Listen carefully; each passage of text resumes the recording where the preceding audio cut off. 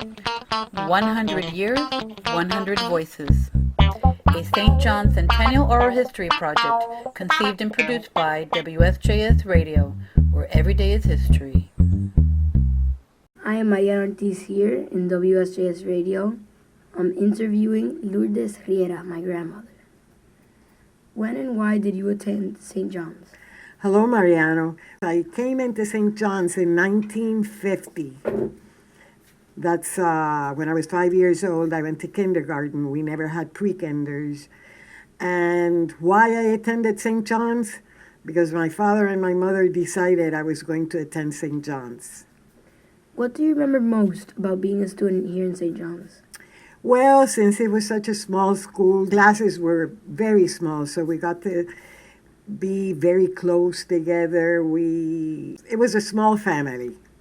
There was this teacher when I was in 5th grade, Mrs. Pratt. And right in the middle of school, I said I had a stomach ache. So Mrs. Pratt told me that I was the healthiest looking sick person she had ever seen in her life. And up to now, my brother calls me the healthiest sick person I've ever seen in my life. And what were your main school activities? Mariano, there's one activity I remember, and that was the Mayfair. Once a year, we used to go out to the playgrounds, and we had what they called the maypole. And the maypole was a lot of ribbons, different colors, and we'd go in and out and in and out, and by the time the maypole finished, they would be braided. And it was beautiful, and everybody looked forward to it. They would choose 2 people, from a boy and a girl from each room. Can you remember a specific transformative or greatly satisfying learning experience? I would say that St. John's has had one constant, and that is the excellence of the teachers. So I don't feel I can pinpoint one. However, I can say that when I went to Georgetown Visitation in Washington for my junior year, I was reading plays, Shakespeare plays, which I had already studied here in St. John's in 5th, 6th, and 7th grade. Wow. What do you remember about Puerto Rico during the time you were a student here? From St. John's perspective, it was different, because I remember when I was in 5th grade, I would look out the windows and I would see pine trees and I would see palm trees and I could actually see the beach. El casino. The casino, which now is St. Mary's, was the Casino de Puerto Rico. But then that was in Marimar's time that they would go there to take their swimming lessons. I was looking at my picture in the yearbook, and I bet I can name every single student. I remember every single student, and that was during my time as a student. But of course, you know that I've also been a parent, and I've also been a grandparent.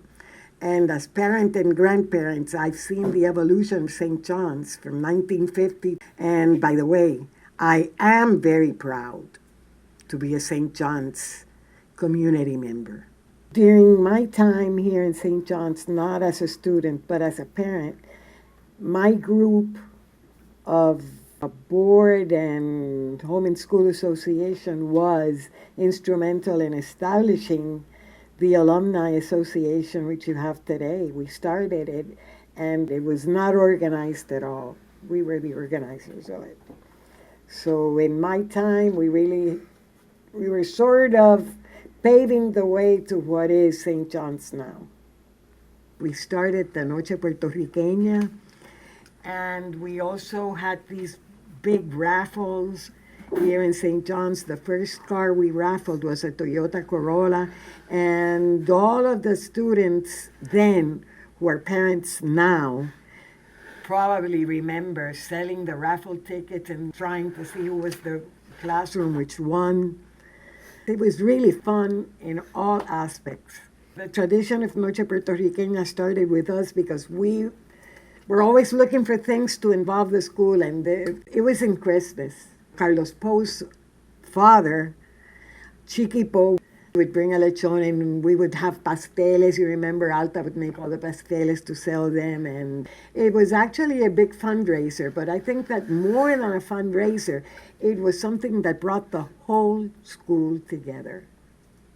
I actually remember that because in our dining room, which is a big table, my mother would have it completely full of the ticket stubs during the entire time that they were doing this raffle. So Noche Puertorriqueña for me as a child was a gigantic mess of an event in my house until they finally recollected every single raffle ticket to put them in the tombola and then see like who would win the car or whatever it is that they were raffling. Once the event was established, it really became a mainstay of the whole family aspect of St. John's. I think the students certainly worked very hard to always make that an event that everybody could remember, but not just from the perspective of the students, but to involve their families, to bring people from outside of the community. And it was almost, or at least I thought of it as a showcase of the best that Puerto Rico was able to do for St. John's and St. John's do for Puerto Rico in terms of the communities. That was always a very exciting thing. I mean, I think it was a very well-planned event, and I think that everybody was always willing to help in order to make it a very special activity. And it was a very special activity during my 4 years of high school as well. What do you believe most influenced you later as an adult? I think that St. John's had a primary goal, and that was to teach me where to look for information. Not necessarily learning everything there was to learn, but teaching us how to look for information, which of course is totally different than now, because way back when we had the Encyclopedia Britannica and we had the World Book Encyclopedia, and those are the go-to places. Given that your kids could attend any other school, what are the reasons you chose SJS over other alternatives? Well, no doubt, the academic excellence, the student body excellence, the administrative excellence, and I had such a good experience here that I wanted that same experience for my children. Last senior memory of St. John's was? In the 8th grade graduation, I left in 8th grade. Friends that you can remember that you can Oh, talk about? yes. Barbie Sweeting, who was my best friend and up to now is still one of my best friends. We're all very close together, so no one particular memory. Remember, I didn't graduate from senior year. I graduated from 8th grade. Do you see any change from St. John's 59 years ago to now? Oh, Mariano, there's a lot of changes, and it's not 59 years, it's 63. There are many changes. The school, the student body is larger. We have many more buildings. Like I told you, our sources of information way back when were the encyclopedias, and now it's technology. But there is one constant. There is something that has never, ever changed, and that is the quality of the school. I totally agree. Mariana Ortiz, class of 2020. Lourdes Riera, 8th grade, class of 1959.